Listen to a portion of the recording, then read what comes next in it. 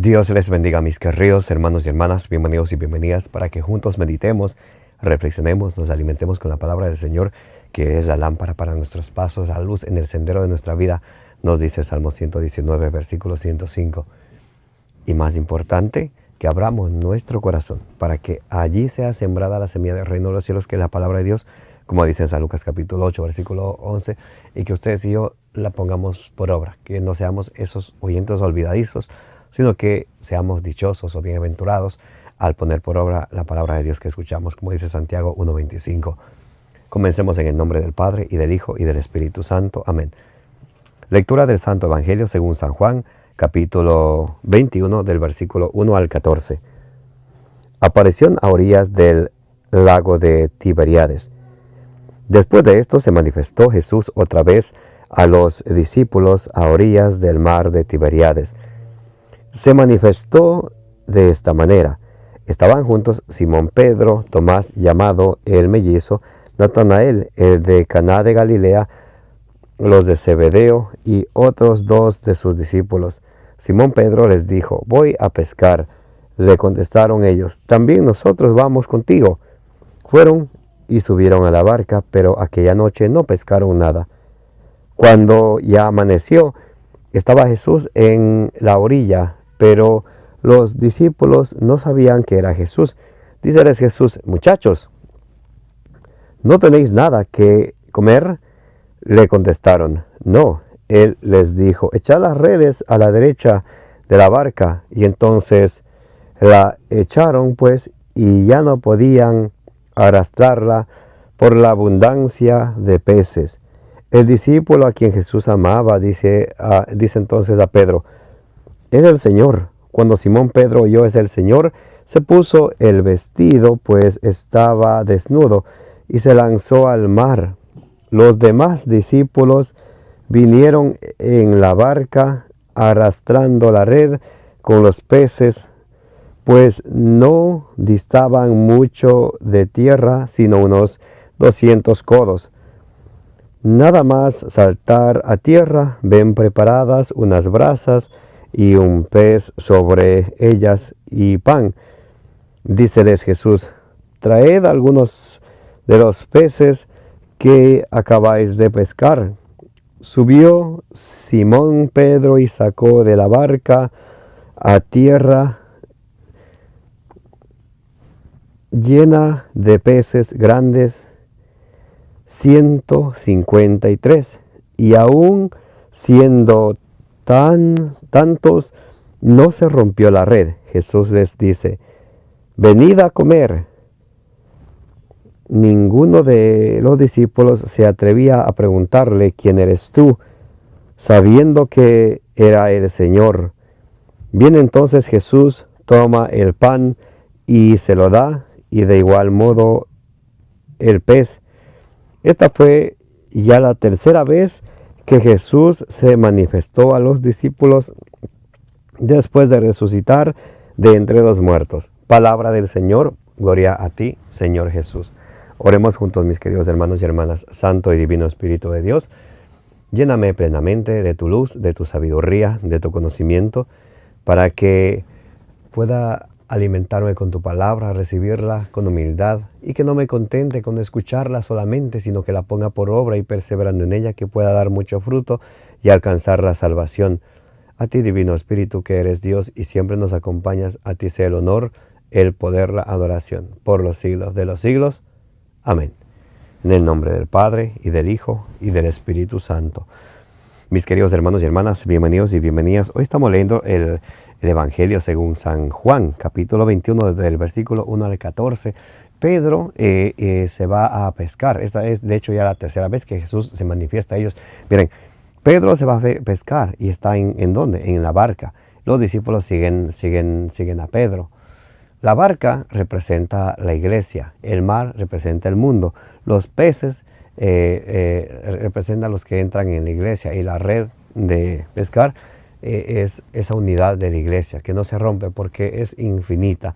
Cada vez que, como dice en 1 Corintios 12:13, cuando nos bautizamos en el mismo espíritu para formar parte de un solo cuerpo, que es que es la iglesia, el cuerpo místico de Jesucristo. Entonces cuando nos bautizamos pasamos a formar parte de la iglesia, pasamos a ser parte de esa unidad de la iglesia, que es esa red que nunca se rompe ni se arranca, porque Jesús prometió en Mateo 28:20 que la iglesia que él fundó en la persona de Pedro, Mateo 16:18, dice en Mateo 28:20 que Jesucristo estará con esta iglesia hasta que él vuelva, hasta el fin del mundo, de modo que ni la masonería, ni los malos católicos, ni las sectas proselitistas, ni las iglesias protestantes activas, nadie no la podrá destruir. No la ha podido y no lo podrá, porque son palabras de Jesús.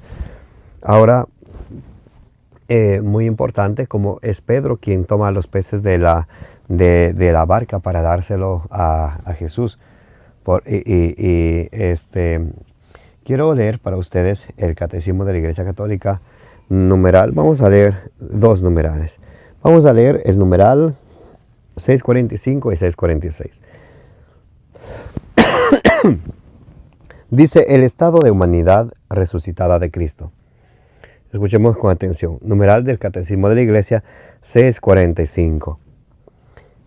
Dice: Jesús resucitado establece con sus discípulos relaciones directas mediante el tacto. Lucas 24:39. Cuando Jesús les dijo a ellos: mírenme que un espíritu no tiene carne ni huesos.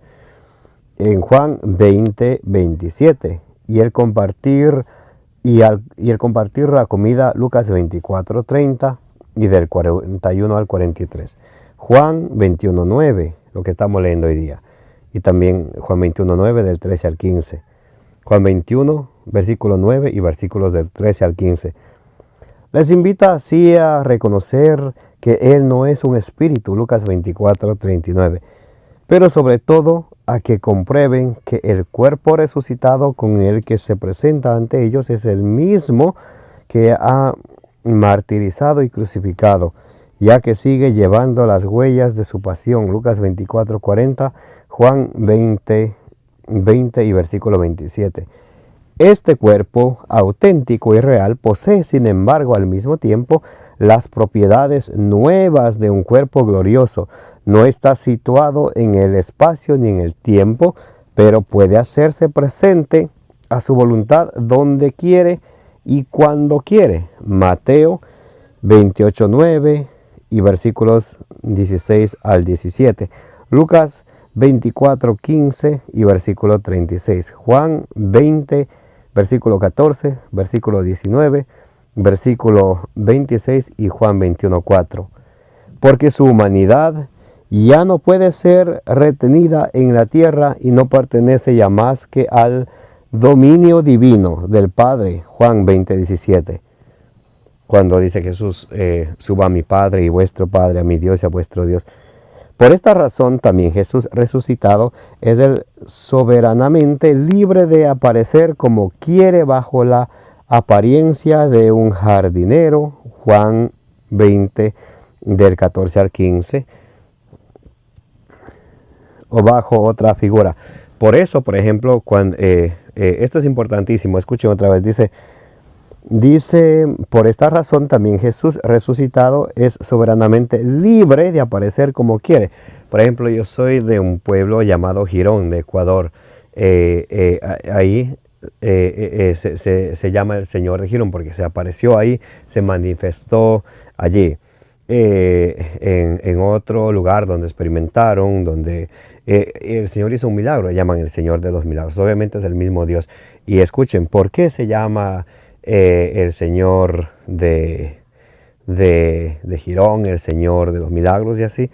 Dice, por esta razón, estoy leyendo el Catecismo de la Iglesia, numeral 645, en la última parte, dice: por esta razón también Jesús resucitado es soberanamente libre de aparecer como quiere, bajo la apariencia de un jardinero. Se apareció como un jardinero en Juan 20 del 14 al 15, o bajo otra figura, Marcos 16:12, distinta de la que les era familiar a los discípulos, y eso para suscitar su fe. Juan 20:14 y 16, Juan 21:4 y 7. Leemos el numeral 646 del Catecismo de la Iglesia Católica. La resurrección de Cristo no fue un retorno a la vida terrena como en el caso de las resurrecciones que él había realizado antes de Pascua. La hija de Jairo, el joven de Naín, Lázaro, estos hechos eran acontecimientos milagrosos para las personas afectadas por el milagro, pero las personas afectadas por el milagro volvían a tener por el poder de Jesús una vida terrena, ordinaria. En cierto momento volverán a morir. La resurrección de Cristo es esencialmente diferente en su cuerpo resucitado. Pasa de este estado de muerte a otra vida, más allá del tiempo y del espacio. En la resurrección, el cuerpo de Jesús se llena de poder del Espíritu Santo, participa de la vida divina en el estado de su gloria, tanto que San Pablo puede decir de Cristo que es el hombre celestial. 1 Corintios 15, del 35 al 50. Qué hermosa explicación del Catecismo de la Iglesia, mis queridos hermanos. Es importante que cada uno de ustedes tenga en una mano, decía el padre Flaviano Matulli, en una mano la Biblia, en otra mano el Catecismo de la Iglesia. Porque la Biblia no se puede entender aisladamente del magisterio de la Iglesia. Porque ¿qué sucede cuando alguien agarra la Biblia y se pone a leer aisladamente de la autoridad que Cristo dejó a la Iglesia? El resultado son miles de sectas. Recordemos que la Biblia sale de la Iglesia, no la Iglesia a la Biblia. Dice en 1 Timoteo 3:15, la misma escritura, la Iglesia es el baluarte, la columna, el fundamento de la verdad. Entonces, por eso debemos de estudiar la palabra de Dios en sintonía con el magisterio de la Iglesia. ¿Qué entiende la Iglesia por esto? ¿Qué explica la Iglesia por eso? Por eso cuando alguien nos diga, ¿y a vos quién te garantiza que tercera de Juan es palabra de Dios? ¿O cómo sabes esto? Porque la Iglesia nos enseña, cosa que los protestantes no pueden jamás decir.